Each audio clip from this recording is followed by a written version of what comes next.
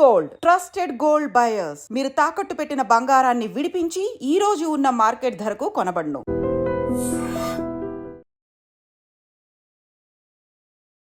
నమస్తే, welcome to iDream inside politics with కవిత.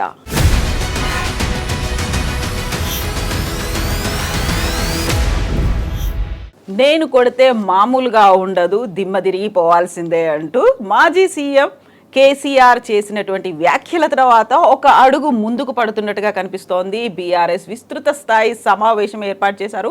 500 మందికి పైగా బీఆర్ఎస్కి సంబంధించి గతంలో వర్క్ చేసినటువంటి వారితో పాటుగా ప్రజాప్రతినిధులు అందరూ కలిసి పాల్గొనబోతున్నారు. రాబోయే 4 ఏళ్లలో ఒక ఎజెండాని సెట్ చేయబోతున్నారు. ప్రధానంగా ఏ విషయాల మీద పోరాడాలి, ఎవరెవరు ఏం మాట్లాడాలి, దిశానిర్దేశం చేయబోతున్నటువంటి కేసీఆర్ భవిష్యత్తుని ముందే ఊహించారా, ప్రణాళికలు అందుకోసమే వేస్తున్నారా? మనతో పాటుగా ఉన్నారు పొలిటికల్ అనలిస్ట్ వి ప్రకాష్ గారు. ప్రకాష్ గారు నమస్కారం అండి. గతంలో మనం చాలాసార్లు మాట్లాడుకున్నాము, పార్టీకి కార్యక్రమాలకి దూరంగా ఉంటున్నారా, ప్రజలకు దూరంగా ఉంటున్నారా, ప్రతిపక్ష నాయకుడు పాత్ర పోషించలేకపోతున్నారా, అసలు ఓడిపోయిన తర్వాత కేసీఆర్ ఏమయ్యారు అనేది. సో కమింగ్ బ్యాక్ అనేది చాలా స్ట్రాంగ్ గా ఉంటుందా, ఎట్లా కనిపిస్తుంది? అంటే ఆయన ఇంతకాలం ఫామ్ హౌస్ లో ఉన్నా కూడా వీళ్ళకందరికీ దిశానిర్దేశం చేసింది కేసీఆర్ గారే. ఎందుకంటే మీకు తెలుసు, ఎప్పుడు అసెంబ్లీ సమావేశాలు, పార్లమెంట్ సమావేశాలు ఉన్నప్పుడు కూడా legislature party meetings, parliamentary party meetings పెట్టడం, సభలో ఏ రకంగా వ్యవహరించాలనే దాని మీద ఇవ్వడం, వాళ్ళకు డైరెక్షన్ ఇవ్వడం. అట్లాగే ఈ ఇష్యూస్ మీద కూడా హరీష్ రావు గారు, కేటీఆర్ గారు పోయి తరచుగా ఆయనతో సమావేశం కావడం. తర్వాత మాజీ మంత్రులు తలసాని కానీ, శ్రీనివాస్ గౌడ్ కానీ వీళ్ళు కూడా వీలైనప్పుడల్లా వెళ్ళి ఆయనతో ఒక కార్యక్రమాన్ని తీసుకోవడం. పల్లారాజేశ్వరుడు అయితే నిత్యం కలుస్తూనే ఉంటాడు. కార్యక్రమాలకు ఆయన వ్యక్తిగతంగా ఇన్వాల్వ్ కాకపోయినా, లీడ్ చేయకపోయినా అన్నీ ఆయన డైరెక్షన్లోనే నడుస్తూ వచ్చినాయి. అయితే మొన్న సిద్దిపేట సంగారెడ్డి కార్యకర్తల మీటింగ్లో మీరు ఆ మాట అన్నారు ఆయన. అయితే నా దృష్టిలో అయితే కేసీఆర్ ఆ మాట అనాల్సిన అవసరం లేదు. ఎందుకంటే అవసరం కూడా రాదు. ఆయన పర్సనల్గా దిగి దెబ్బ కొట్టాల్సిన అంత అవసరం కూడా లేదు. ఆ పరిస్థితులు లేవు. ఎందుకంటే ఈ 1 year ఆయన ఇంట్లో ఉంటేనే ఇవాళ చాలా మంది వాళ్ళ లోపల అంతర్మదనం, పశ్చాత్తాపం మొదలైనవి. మేము తప్పు చేశామేమో కేసీఆర్ను ఓడించి. అంటే ఇమ్మీడియట్ పాస్ట్ చీఫ్ మినిస్టర్ కదా ఆయన. రేవంత్ రెడ్డి ప్రతి మూవ్ను కేసీఆర్తో కంపేర్ చేస్తారు, సహజంగానే కంపేర్ చేస్తారు. చేసినప్పుడు అసలు ఎక్కడ కూడా జమీన్ ఆస్మాన్ ఫరక్ ఉంది. బట్ ఎందుకని ఎంటైర్లీ డిఫరెంట్ వర్షన్ వినిపించింది? ఇప్పుడు కేసీఆర్ కేవలం ఫామ్ హౌస్కి మాత్రమే పరిమితమయ్యాడు, అసెంబ్లీ కూడా రావట్లేడు, ప్రధాన ప్రతిపక్ష నాయకుడి పాత్ర పోషించట్లేదు, అలాంటి దానికి ఎమ్మెల్యేగా ఉండాల్సిందేముంది, మమ్మల్ని చూసి భయపడుతున్నారు, ఇవన్నీ. అంటే ఇక్కడ జరుగుతున్నది ఏంటంటే, రేవంత్ రెడ్డికి కేసీఆర్ బలం ఏందో తెలుసు. వాస్తవంగా ఆయన మీద 90% ప్రభావం కేసీఆర్దే ఉంది. ఏమన్నా చంద్రబాబు ఉంటే ఒక 10% ఉంటుంది. అయితే ఆయన వస్తే ఈయన తట్టుకోలేడని సంగతి తెలిస్తే ఆయనను బాగా దూషించడము, పరుష పదాలతో మాట్లాడము, ఇవన్నీ చేయడం వల్ల ఏంటంటే కేసీఆర్కి ఒక బలహీనత ఏంటంటే, ఆయన రాసినప్పుడు సుజన విధేయుడు అని రాస్తాడు.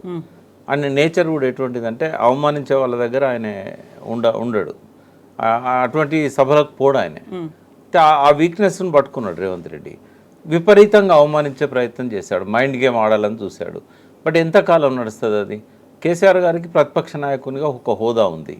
ఆ హోదా పెట్టుకొని సంవత్సరాల కొద్దీ రాకుండా ఉండలేడు ఆయన.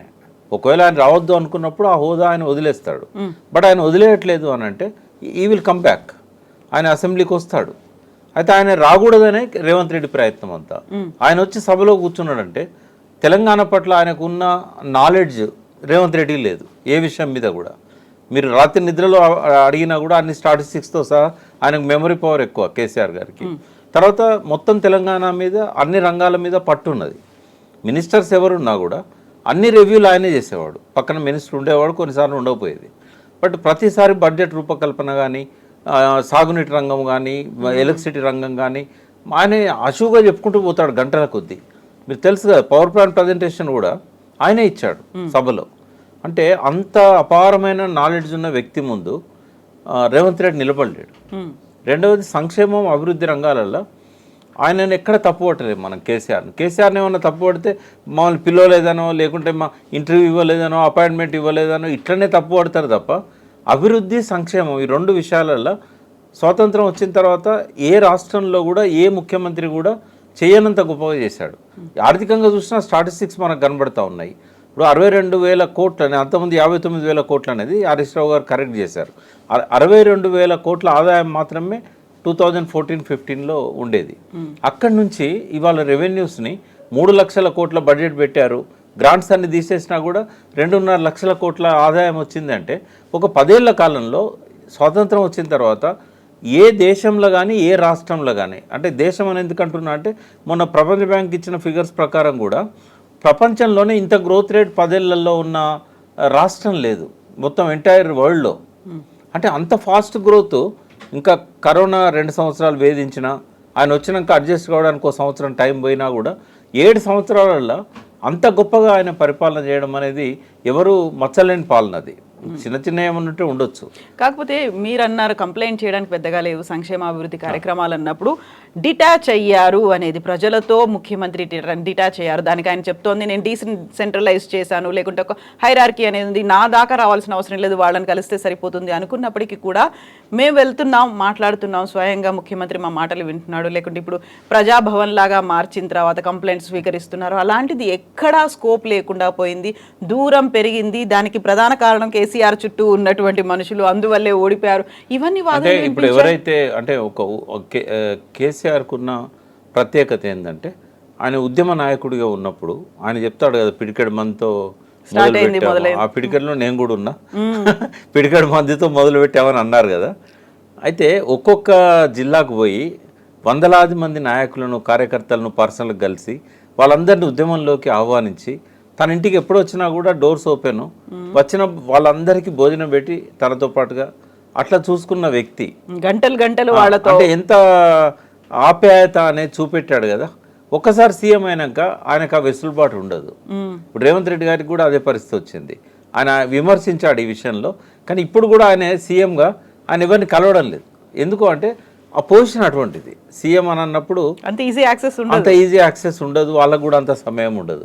ఎప్పుడు బిజీగా ఉంటారు, విజిటర్స్ ఉంటారు, ఇంపార్టెంట్ విఐపీస్ ఉంటారు, వాళ్ళు కావాల్సిన వాళ్ళని పిలిపించుకుంటూ ఉంటారు. ఈ డిస్టర్బెన్స్లో ఇటువంటి అన్ని డిస్టర్బెన్స్ అనిపిస్తాయి. ఎవరో పోయి బాగున్నావా, ఊరికే కలుద్దామని వచ్చినా అని అంటే ఎట్లుంటుంది? సెల్ఫీల కోసం పోవడం అంటే ఇది సహజంగానే ఏ ముఖ్యమంత్రి అయినా కూడా డిటాచ్ కావాల్సి వస్తుంది. రెండవది ఏంటంటే ప్రజాభవన్లో ఇవాళ చిన్నారెడ్డి గారిని కూర్చోబెడుతున్నారు. చిన్నారెడ్డి గారు చాలా సౌమ్యుడు, వచ్చిన వాళ్ళందరినీ ఆయనకు చాలా ఓపిక ఎక్కువ, అందరికీ దరఖాస్తులు తీసుకుంటాడు, మళ్ళీ రిప్లైలు ఇస్తున్నాడు. కేసీఆర్ పీరియడ్లో ఏం జరిగిందంటే కన్సర్న్డ్ ఆఫీసర్లకే అప్లికేషన్లు ఇచ్చుకునేవాళ్ళు. అయితే ఇక్కడ నుంచి వస్తున్నాయి కాబట్టి, ప్రజాభవన్ నుంచి పోతున్నాయి కాబట్టి కొంత ఆఫీసర్లు యాక్టివ్గా దానిలో ఇన్వాల్వ్ అయ్యి రిజాల్వ్ చేస్తున్నారు. అప్పుడేమో ఆ నియంత్రణ లేదు. ఈ తేడా స్పష్టంగా ఉంది. ఆ తేడా తప్ప ప్రజలకు యాక్సెస్ అనేది ఎప్పుడు కూడా సీఎంతో ఉండడం కష్టం. అయితే ఎందుకు వచ్చినాయి అన్ని విమర్శలు అంటే, అంతకుముందు ఆప్యాయంగా భుజం మీద చేసి పేరు పెట్టి పిలిచి ఫోన్లు చేసి మాట్లాడిన వ్యక్తి ఆల్ ఆఫ్ సడన్గా దూరమైంది కదా, సీఎం హోదా వచ్చేసరికి మారిపోయింది కదా అనేది. అంటే మూమెంట్ అవసరాలకు ఎవరు అవసరం, పార్టీ నడపడానికి ఎవరు అవసరం అనే దానిలో కేసీఆర్కి ఒక క్లారిటీ ఉంది. పార్టీ నడపడానికి రాజకీయ నాయకులు కావాలి, మూమెంట్ నడపడానికి ఉద్యమకారులు కావాలి. కాబట్టి ఆర్ఎస్ఏ నుంచి ఆర్ఎస్ఎస్ దాకా ఎవరు వచ్చినా తెలంగాణ ఉద్యమంలో జాక్లో కలుపుకొని పోయాడు ఆయన. బట్ ఇక్కడ మాత్రం ఆ పరిస్థితి ఉండదు. ప్యూర్లీ రాజకీయ నాయకులు, ఎలక్షన్లో గెలవగలిగే వాళ్ళు, ప్రజలలో పట్టున్న వాళ్ళు, ఎలక్షన్లో ఫోకస్ అయిన వాళ్ళు, వీళ్ళు మాత్రమే ఆయనకు అవసరం. ఇక్కడ మిగతా వాళ్ళతో సత్సంబంధాలు ఉంటాయి. ఎప్పుడన్నా ఒకసారి పండుగలప్పుడో లేకుంటే పోయినప్పుడో బర్త్డేలకు ఇట్లాంటప్పుడు కలవడం అయితే తప్ప రోజువారీ కార్యక్రమాలలో వాళ్ళతో ఉండడం అనేది జరగదు. కొన్నిసార్లు ఆయన జిల్లాలలో పోయినప్పుడు అందరినీ కలిసేవాడు, కానీ అది స్టేజ్ మీద ఆయన ఉంటాడు, కింద పబ్లిక్ ఉంటారు, అంతవరకు ఐ కాంటాక్టే తప్ప పర్సనల్గా వచ్చి మాట్లాడేంత అవకాశం దొరకకపోయేది. అది అర్థం చేసుకోవాలి అది ప్రజలంతే.